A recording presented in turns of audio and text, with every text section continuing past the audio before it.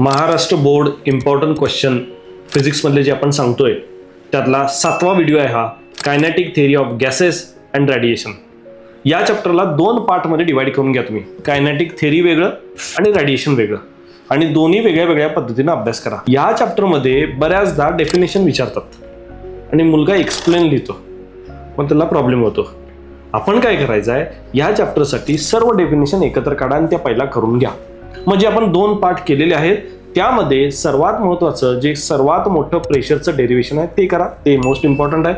नंतर VRMS is directly proportional to square root of T, ह्याच्यावरचं derivation व्यवस्थित करा. हे 2 क्वेश्चन्स हायेस्ट इम्पॉर्टंट क्वेश्चन मानले जातात.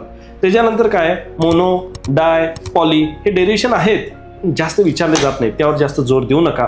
आता आपण दुसऱ्या पार्टकडे येऊया, रेडिएशन. रेडिएशन मधलं कोपरा करा, काहीच सोडू नका. एकदम सोपा पार्ट आहे. त्याच्यामध्ये स्टीफन बोल्ट्झमन असेल, विन्स डिस्प्लेसमेंट असेल किंवा डिस्ट्रीब्युशन असेल. डिस्ट्रीब्युशनचा स्पेक्ट्रल डिस्ट्रीब्युशनचा क्वेश्चन पण इम्पॉर्टंट आहे.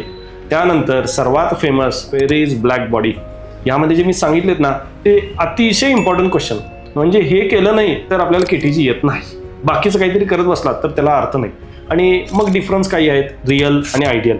हे सर्व क्वेश्चन करा, 7 मार्क कन्फर्म होऊन जातील.